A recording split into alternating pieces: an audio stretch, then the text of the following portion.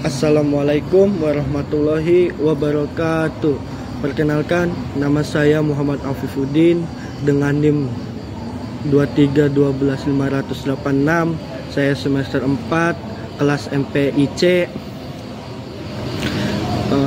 Di sini saya akan mempresentasikan makalah tentang peran dan tanggung jawab dalam manajemen kurikulum, yang dimana di sini ada 3, yaitu ada guru, orang tua, dan masyarakat. Baik, sebelum saya memulai ke pembahasan, di sini saya akan membacakan terlebih dahulu latar belakang dari makalah tersebut. Nah, pendidikan merupakan pilar utama dalam pembangunan sumber daya manusia yang berkualitas.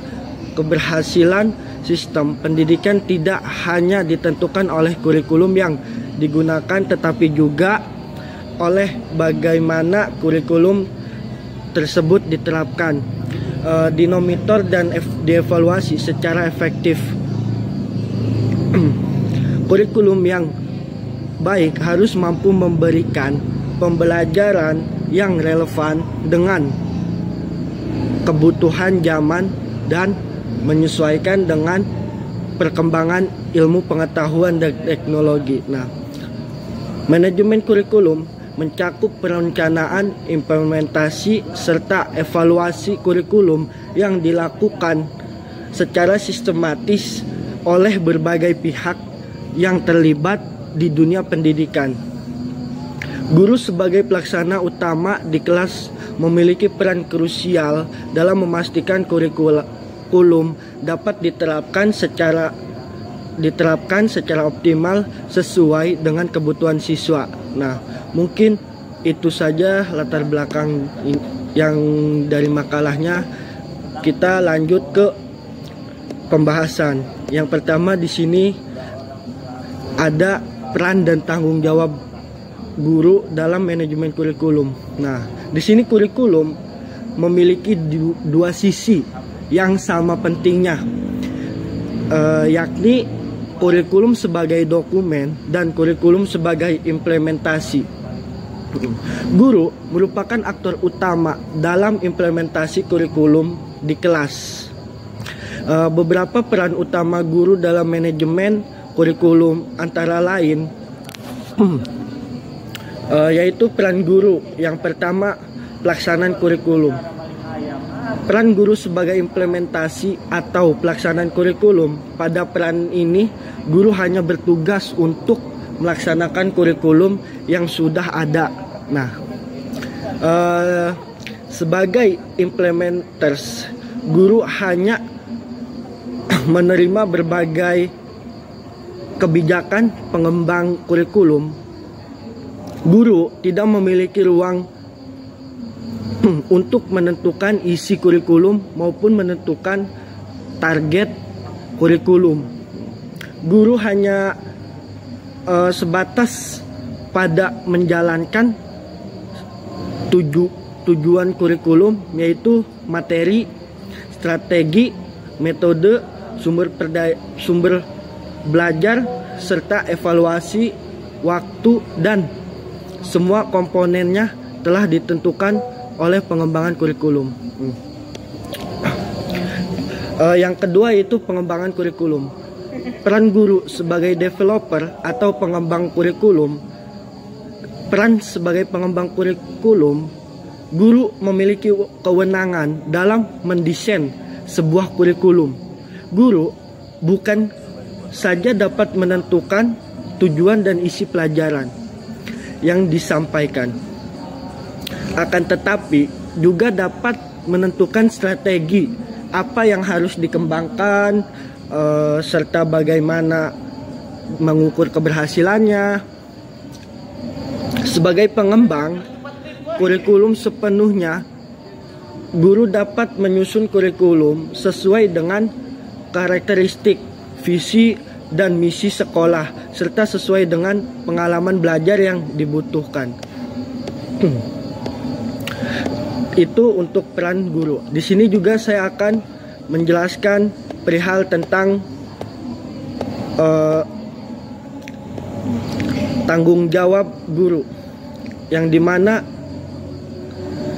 tanggung jawab guru itu adalah fasilitator dalam pembelajaran.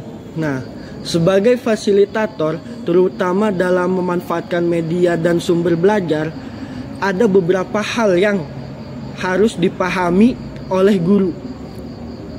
Di antaranya, guru perlu memahami berbagai jenis media dan sumber belajar, serta fungsi masing-masing media tersebut.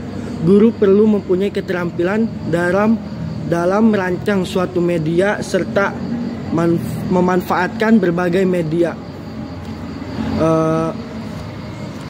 Langsung saja di sini lanjut ke pembahasan yang kedua, yaitu peran dan tanggung jawab orang tua dalam manajemen kurikulum. Nah, manajemen kurikulum tidak hanya menjadi tanggung jawab pihak sekolah dan pendidik, tapi juga melibatkan peran aktif orang tua dalam mendukung pendidikan anak-anak mereka. Dalam konteks pendidikan modern, keterlibatan orang tua dapat memberikan dampak positif terhadap efektivitas pembelajar. Artikel ini membahas kurikulum secara mendalam tentang peran dan tanggung jawab orang tua dalam manajemen kurikulum, serta bagaimana mereka dapat berkontribusi secara optimal dalam mendukung proses pendidikan anak. Orang tua memiliki berbagai peran strategi dalam manajemen kurikulum, antara lain yang pertama yaitu sebagai mitra sekolah dalam implementasi kurikulum. Nah, orang tua berperan sebagai mitra sekolah dalam memastikan bahwa kurikulum yang diterapkan dapat berjalan sesuai dengan kebutuhan anak. Yang kedua yaitu memberikan dukungan belajar di rumah. Nah, dukungan orang tua dalam pembelajaran di rumah sangat penting untuk meningkatkan efektivitas kurikulum. Bentuk dukungan ini berupa membantu anak dalam menyelesaikan tugas sekolah, menyediakan lingkungan belajar yang kondusif, memfasilitasi sumber belajar tambahan seperti buku internet atau media edukatif lainnya. Yang ketiga, menanamkan nilai karakter yang mendukung pembelajaran. Kurikulum tidak hanya berfokus pada aspek kognitif, tetapi juga pada pengembangan karakter dan nilai-nilai moral.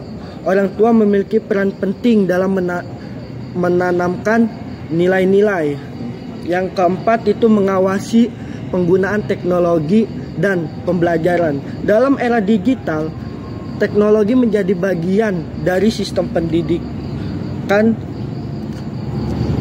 Orang tua harus berperan dalam mengawasi dan mengarahkan pengguna teknologi agar tetap mendukung kurikulum. Nah, yang pertama itu membatasi penggunaan gadget untuk hiburan berlebihan dan mengarahkan pada konten edukatif.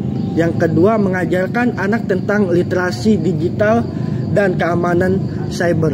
Yang ketiga yaitu memanfaatkan platform e-learning sebagai sarana pendukung pembelajaran.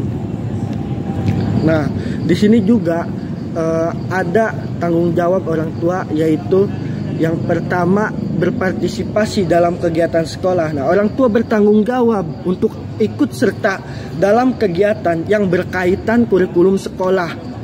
Yang kedua yaitu monitor perkembangan akademik anak. Nah, orang tua harus memantau perkembangan akademik anak dengan yang pertama melihat hasil ujian dan tugas-tugas yang diberikan oleh sekolah. Nah, kita sebagai orang tua gitu ya, kita harus menanyakan apakah ada tugas di sekolah, bagaimana belajarnya. Nah, itu udah menjadi tanggung jawab orang tua, yang dimana kita bisa membantu anak dalam kurikulum tersebut. Nah, yang ketiga yaitu menjalin komunikasi efektif dengan guru dan sekolah. Nah, di mana orang tua juga berperan untuk melakukan komunikasi dalam perkembangan anaknya. Kita menanyakan bagaimana perihal perilaku anak kita di dalam sekolah tersebut. Nah, yang dimana kita dapat mengetahui perkembangan anak kita sudah sampai mana, dan ketika masih ada kekurangan perihal perkembangan, kita bisa ngasih atau mencontoh anak kita di dalam rumah untuk melakukan kegiatan pembelajaran atau perilaku yang baik. Sebagai contoh, kita melakukan atau melihat anak dalam belajar. Nah, kita mengawasi tuh anak belajarnya seperti apa, dan tugas-tugas sekolah itu bagaimana agar perkembangan anak ini bisa lanjut ke tahap yang memang sudah dapat orang tua itu bisa digapai. Nah, di sini kita langsung ke pembahasan yang ketiga, yaitu peran dan tanggung jawab masyarakat dalam manajemen kurikulum. Nah, dari kedua peran dan tanggung jawab guru dan orang tua, di sini masyarakat juga tentu ikut andil dalam tanggung jawab dan peran di kurikulum, yang dimana memang masyarakat itu memberikan dampak yang positif atau negatif terhadap anak yang sedang menunjang di sekolah gitu ya. Nah, di sini pembahasannya itu manajemen kurikulum bukan hanya tanggung jawab sekolah dan pemerintah, tetapi juga memerlukan keterlibatan aktif dari masyarakat. Nah, partisipasi masyarakat dalam manajemen kurikulum sangat penting untuk memastikan bahwa pendidikan yang diberikan relevan dengan kebutuhan sosial, budaya, dan ekonomi. Nah,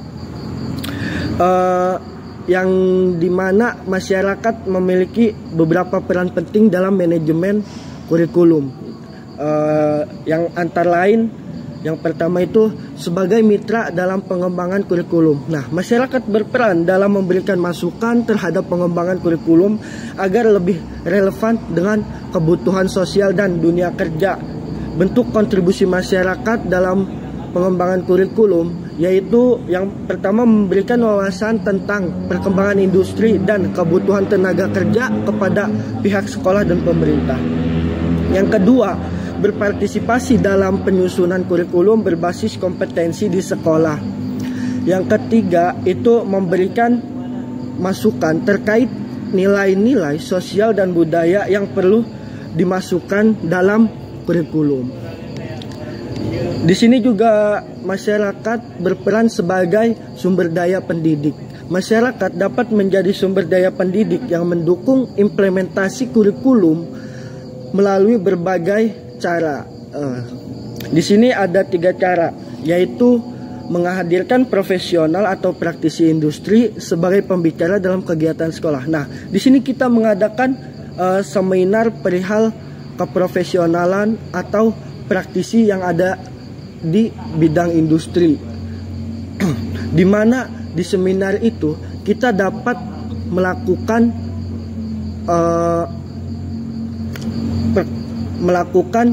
perkembangan atau melakukan kurikulum yang dimana bisa diserap kepada anak-anak di sekolah.